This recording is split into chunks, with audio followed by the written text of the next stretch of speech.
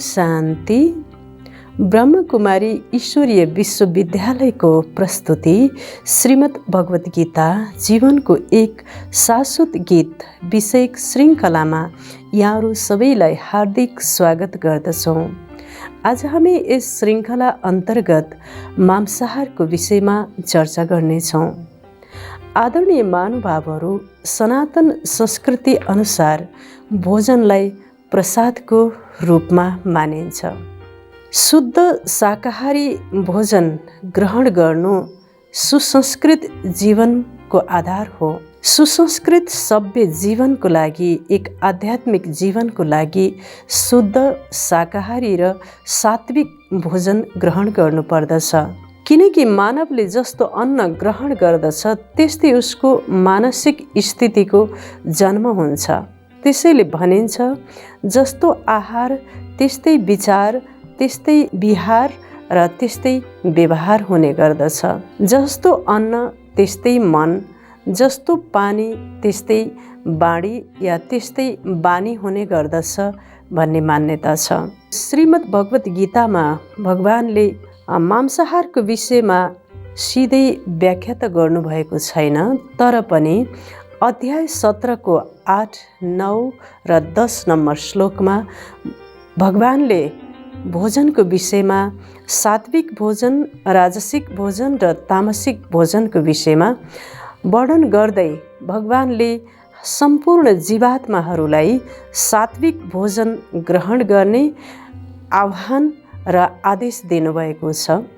भगवानले सात्विक भोजनबाट मानिसको सात्विक मन, सात्विक बुद्धि र सात्विक अथवा सतोगुणी संस्कारको जन्म हुने र जीवात्माको जीवन आध्यात्मिक तथा सुसंस्कृत हुने बताउनु भएको छ। यसरी श्रीमद् भगवत गीताको विभिन्न श्लोकहरूमा भगवानले दिएको दिव्य ज्ञान अनुसार मांसाहारी भोजनलाई वर्जित गरिएको छ र मांसाहारी भोजन ग्रहण नगर्नको लागि भगवानले आदेश निर्देश गर्नुभएको छ।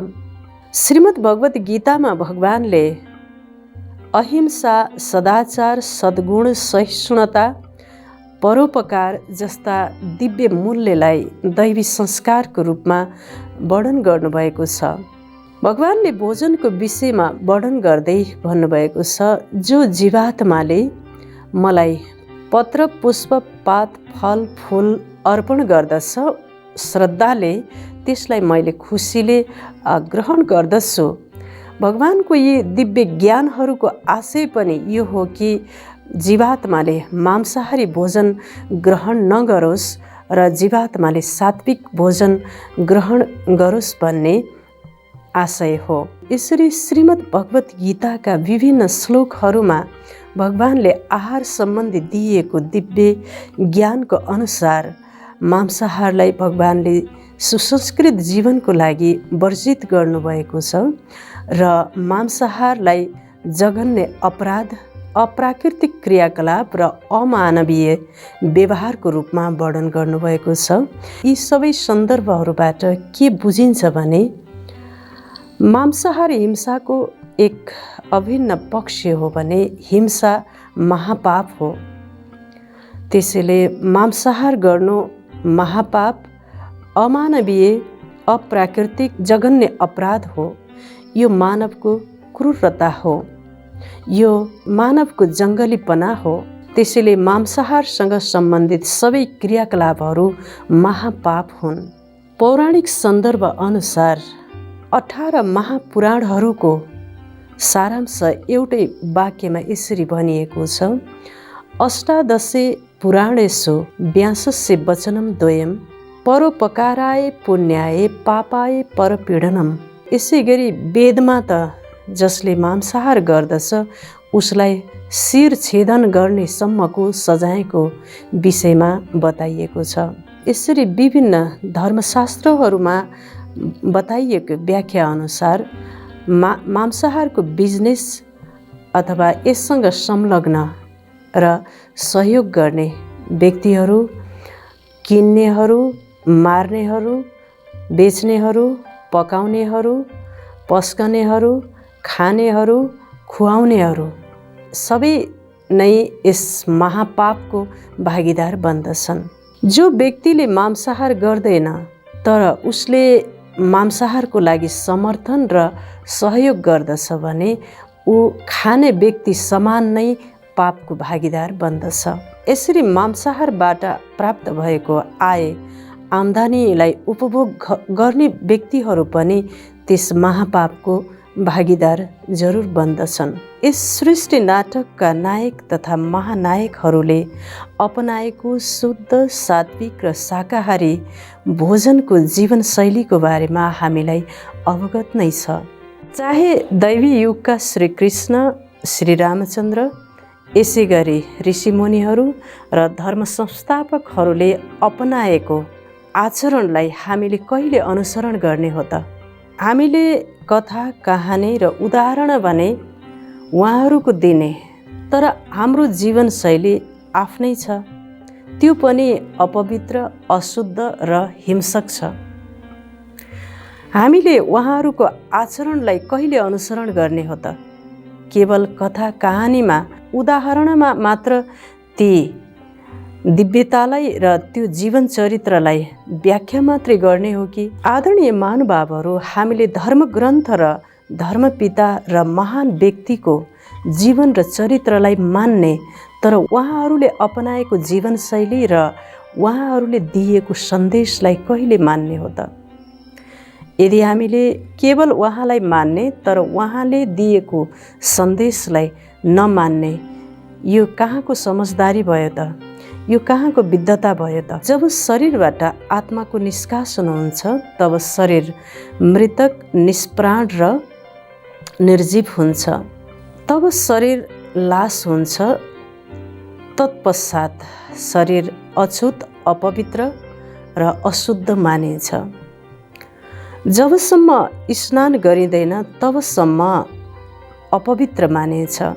जुन घरमा लास हुन्छ त्यो घरलाई जुठो मानिन्छ र त्यस घरमा बस्ने मानिसहरूले हामी त जुठोमा छौँ भन्ने गर्दछन्। जुन लासलाई छुँदा मात्र पनि अपवित्र, अशुद्ध मानिन्छ भने मानवले त्यो लासलाई न केवल उसले छुन्छ, उसले मुखले पनि त्यसलाई स्पर्श गर्दछ र दाँतले पनि चबाउँदछ र त्यसलाई पेटमा लगेर राख्दछ। लासलाई जलाउने स्थानलाई मसानघाट भनिन्छ। मांसाहारको सुरुवात हिंसाबाट हुन्छ र हिंसा महापाप हो, जघन्य अपराध हो र यसैले मांसाहार गर्नु भनेको कसैको शवलाई अथवा लासलाई ग्रहण गर्नु हो। त्यसैले मांसाहार शवाहार र लासाहार हो। जो व्यक्तिले आफ्नो पेटमा यसरी लासलाई राखेको छ भने उसले भगवानलाई चढाएको पवित्र वस्तु पनि भगवानले ग्रहण गर्न सक्नुहुन्छ त? के उसले जति स्नान गरे पनि, जति दान पुण्य गरे पनि त्यो व्यक्ति शुद्ध हुन सक्दछ त? के उसको जीवनको महान अभिष्ट पूर्ण हुन सक्दछ त? जीवात्माहरूले आफ्नो घरमा जति राम्रो रङ लगाए पनि, घरलाई जति सुन्दर बनाए पनि, यदि त्यो घरभित्र यस्तो लास राखिएको छ भने त्यो घरलाई सुन्दर मान्न र त्यो घरलाई मन्दिर समान पवित्र मान्न सकिन्छ त?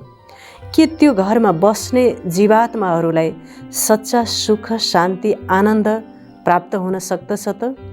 के त्यो घरमा बसोबास गर्ने जीवात्माहरूको जीवनको महान अभिष्ट पूर्ण हुन सक्दछ त? जब अग्निमा जौ, तेल, घिउ, अन्न, जडीबुटी, फल, फूल राखिन्छ भने त्यो अग्नि यज्ञमा परिवर्तन हुन्छ।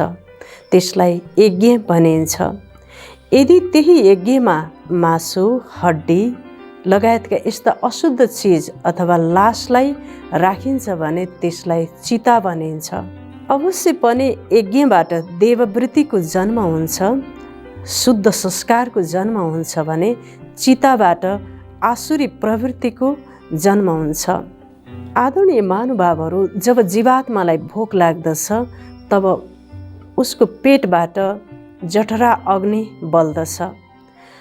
त्यो जठरा अग्नि बलेको बेलामा जब हामीले फल फूल दूध अन्न र शुद्ध सात्विक पदार्थको भोजन राख्दछौँ भने त्यो यज्ञमा परिवर्तन हुन्छ, उसको शरीर नै यज्ञमा परिवर्तन हुन्छ र त्यहाँबाट सात्विक र देववृत्ति सत्वप्रधान संस्कारको जन्म हुन्छ।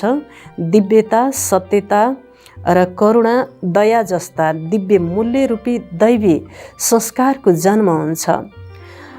र यसै गरी त्यो बलेको जठरा अग्निमा यदि अन्डा, माछा, मासु जस्ता अशुद्ध चिजहरू राख्दछौँ भने त्यो अग्नि चिताको रूपमा परिवर्तन हुन्छ र त्यो चिताबाट आसुरी प्रवृत्ति अथवा काम, क्रोध, लोभ, मोह, अहङ्कार, स्वार्थ, हिंसा जस्ता आसुरी संस्कारहरूको जन्म हुन्छ र उसको जीवन नै र उसको शरीर नै एउटा मसान घाट समान र चिता समान बन्दछ। चिताले जीवात्मालाई चिन्ताको रूपमा र दुःख अशान्तिको रूपमा परिवर्तन गरिदिन्छ। यज्ञबाट देववृत्तिको जन्म हुन्छ जो पुण्यको प्रवृत्ति हो भने चिताबाट आसुरी वृत्तिको जन्म हुन्छ जो पापको प्रवृत्ति हो। भगवानले मानवलाई अन्य प्राणीभन्दा योग्यता, क्षमता दिएर आफ्नो कार्यमा सहयोगी बनाउनु भएको थियो र सम्पूर्ण संसारका अन्य पशु, पन्छी र प्राणीहरूको देखभाल गर्नको लागि, रक्षा गर्नको लागि भगवानले मानवलाई यो सृष्टिमा पठाउनु भएको थियो। जब रक्षा गर्ने रक्षक नै भक्षक बनेपछि योभन्दा ठुलो विडम्बना अरू के हुन सक्दछ र? जीवात्माले कहिले ईश्वरको नाममा र कहिले स्वादको नाममा, साथै कहिले भिटामिनको नाममा यस्ता निरीह प्राणीलाई आफ्नो स्वार्थको लागि भक्षण गरिरहेको छ, मारिरहेको छ। आफ्नो स्वाद र स्वार्थको लागि निरीह प्राणीहरूलाई मानवले मारिरहेको छ, हत्या गरिरहेको छ। जीवात्माले एकातर्फ आफूलाई ईश्वरको सन्तान र ईश्वरको भक्त मान्दछ भने अर्कोतर्फ ईश्वरकै रचनालाई अत्यन्त अमानवीय र निर्दयी बनेर क्रूरतापूर्ण तरिकाले यस्ता निरीह प्राणीहरूको मारकाट तथा हत्या, हिंसा गरिरहेको छ। समाजमा यस्ता पनि मानिसहरू छन् जसले अन्य जीवात्माहरूको बाँच्ने हक हितको बारेमा सोच्दछन्। उनीहरूले पनि यो संसारमा हिँड्न पाउनुपर्छ, डुल्न र बाँच्न पाउनु पर्दछ र आफ्नो जीवनयापन गर्न पाउनु पर्दछ र उनीहरूले पनि यो संसारलाई देख्न र आफ्नो जीवनको आनन्द लिन पाउनु पर्दछ भन्ने विषयमा सोच्ने गर्दछन् र ती प्राणीहरूको रक्षाको लागि आफूले जीवनमा ठुलो व्रत लिएर हिँडिरहेका छन्। र समाजमा यस्ता पनि मानिसहरू छन् जसले खाना खानु पूर्व भोजनलाई भगवानलाई अर्पित गरेर त्यस पश्चात केही मात्रामा पशु पन्छीहरूलाई छुट्याएर मात्र भोजन ग्रहण गर्ने गर्दछन्।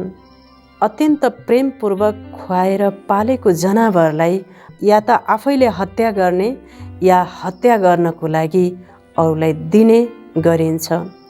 त्यति बेला मानवको प्रेम कहाँ पलायन हुन्छ, दया कहाँ दबिन्छ? मानव त किन यसरी मलिन हुन्छ? बाज, काग र चिल जस्ता मांसाहारी पन्छीले वातावरणको सफाइको लागि मृतक लासलाई खाने गर्दछन्। मानवलाई भगवानले विवेक, बुद्धि र ज्ञान दिएर विवेकशील र चेतनशील प्राणी बनाउनु भएको, तर पनि मानवले निरीह प्राणीलाई हत्या गरेर आफूले खाने यस्तो किसिमको अधिकार मानवलाई कसले दियो? तापनि मानव अन्धो भएर, स्वार्थी भएर निरीह प्राणीको आफैले हत्या गरेर उसले मांसाहार गरिरहेको छ। कल्पना गरौँ, हामीलाई एउटा सानो काँडा बिज्दा कति पीडा हुन्छ, कति दुःखको अनुभूति हुन्छ भने एक निरीह प्राणीलाई उसकै अगाडि उसको ज्यानको हत्या गर्दा उसलाई कति पीडा हुन्छ होला, उसलाई कति पीडा र दर्द हुन्छ। जब प्राणीको वध हुन्छ त्यति बेला उसको आँखाबाट अश्रुधारा बग्दछ, उसको आँखाबाट पीडा, भय र श्रापको धारा बगिरहेको हुन्छ।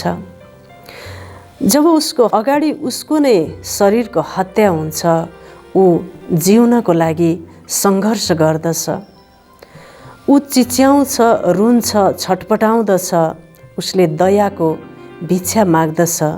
तापनि मानव क्रूरतापूर्ण र अमानवीय र निर्दयी बनेर त्यो प्राणीलाई हत्या गरिरहेको हुन्छ र उसलाई मृत्युवरण गराइरहेको हुन्छ। आदरणीय महानुभावहरू, त्यो प्राणीले दयाको भिख मागिरहेको हुन्छ, ऊ छटपटाइरहेको हुन्छ, ऊ बाँच्नको लागि कोसिस गरिरहेको हुन्छ, उसको मुखबाट फिँज निकालिरहेको हुन्छ, आँखा रातो बनाइरहेको हुन्छ, पुकार्दछ, चिच्याउँदछ, रुन्छ। तापनि मानव अन्धो बनेर, मानव बहिरो बनेर जीवात्माले त्यो प्राणीलाई वध गर्दछ र उसलाई मृत्युवरण गराउँदछ। आदरणीय महानुभावहरू, के यो मानवको अमानवीय र अप्राकृतिक व्यवहार होइन? के यस्तो क्रियाकलाप र यस्तो कर्मले मानवलाई नर पिचासको उपाधि दिँदैन र? यसरी निरीह प्राणीलाई हत्या गर्नु, वध गर्नु, आफ्नो स्वार्थको लागि उसको जीवन जिउने अधिकारलाई खोज्नु अथवा समाप्त गर्नु, यो पाशविक र दानवीय प्रवृत्ति होइन र? के यस्तो क्रियाकलाप र यस्तो पापकर्मले मानवलाई नर पिचासको दर्जामा राख्दैन र? आदरणीय महानुभावहरू, जीवनमा गल्ती, कमी, कमजोरी, व्यसन, अपराध, साथै झुटो बोल्नु, चोरी गर्नु लगायतका अन्य नराम्रा क्रियाकलापहरू र पापकर्महरू हुन्छन्, जसलाई जीवात्माले महसुस गरेर, पश्चाताप गरेर, माफी मागेर आफू सुध्रिएर ऊ सामान्य जीवन जिउन सक्दछ। तर यो हिंसा, महापाप यस्तो अमिट बन्दछ जसको प्रायश्चित र पश्चातापको कुनै विकल्प छैन। किन भन्दा त्यो हत्या गरिएको प्राणीसँग न त माफी माग्न नै सकिन्छ, न त उसलाई जीवनदान नै दिन सकिन्छ। यी दुवै अवसरबाट ऊ वञ्चित रहन्छ। त्यस कारणले यो पाप अमिट रहन्छ र जीवात्माले यसलाई भोग गर्नुपर्दछ। यो महापापलाई मांसाहार गर्नु हिंसा हो, हिंसा महापाप हो। चाहे मन्दिरमा लगेर देवीको नाममा, भगवानको नाममा, देवताको नाममा प्राणीहरूलाई बलि दिइन्छ, हत्या गरिन्छ, चाहे त्यो व्यक्तिगत स्वार्थको रूपमा, आफ्नो लागि भिटामिनको रूपमा, स्वादको लागि, पौष्टिकताको रूपमा ग्रहण गरिन्छ, ती सबै जघन्य अपराध हुन्, महापाप हुन् र यी सदाचारको विपरीत र ईश्वरको श्रीमतको र ईश्वरको विधानको विपरीत प्रवृत्ति हुन्। परमपिता परमात्मा शिव बाबा यस सृष्टिमा अवतरित भएर हामी सबै जीवात्माहरूलाई श्रीमत दिनुहुन्छ। मिठे बच्चे, मन, वचन र कर्मले सबैलाई सुख देऊ, कसैलाई पनि दुःख नदेऊ। यदि तिमीले कसैलाई, कुनै पनि प्राणीलाई दुःख दिन्छौ भने तिमी दुःखी भएर मर्नेछौ। त्यसैले सबैलाई सुख देऊ, सुख ल्याऊ र कसैलाई पनि दुःख नदेऊ। त्यसैले आदरणीय महानुभावहरू, यो आजको एपिसोड सुनिसके पश्चात यहाँहरू सबैले आफूले पनि शाकाहारी भोजन ग्रहण गर्नुहोला र आफ्नो परिवार र आफ्नो स्वजनहरूलाई पनि शाकाहारी भोजन ग्रहण गर्ने शिक्षा तथा प्रेरणा दिनुहोला। किनभने यो सृष्टि परिवर्तनको कालबेला, अत्यन्त कालबेला र विनाशकारी बेलामा सत्कर्म गर्न र भगवानसँग प्रीत बुद्धि हुनको लागि जीवनमा भोजनको एकदमै ठुलो महत्त्व हुने। जस्तो हामीले भोजन गर्दछौँ त्यस्तै हाम्रो मन हुने। यदि हामीले विपरीत र यस्तो अरूलाई दुःख, पीडा, कष्ट पुर्याएको भोजन ग्रहण गऱ्यौँ भने हाम्रो मन लाख प्रयत्न गरे पनि भगवानमा प्रीत बुद्धि हुन सक्दैन र हामीलाई सद्बुद्धि सद्विवेकको जागृत हुन सक्दैन। हामी दयालु करुणावान दयावान बन्न सक्दैनौँ। दया करुणा नष्ट भएर हामी निर्दयी र स्वार्थी बन्दछौँ। अवश्य पनि यस्तो स्वार्थी र निर्दयी जीवात्मा दुखी हुन्छ र अरूलाई पनि दुःख र चोट पुर्याउने खालको हुन्छ। त्यसैले आजैबाट आजको यो क्षणबाट शाकाहारी शुद्ध पवित्र भोजन ग्रहण गर्ने सङ्कल्प गरौँ र यो सन्देश सबैलाई दिउँ भन्दै आजको यस कार्यक्रममा यहाँहरू सबैलाई आभार प्रकट गर्दै बिदा हुन्छौँ। हवस् त। ओम शान्ति।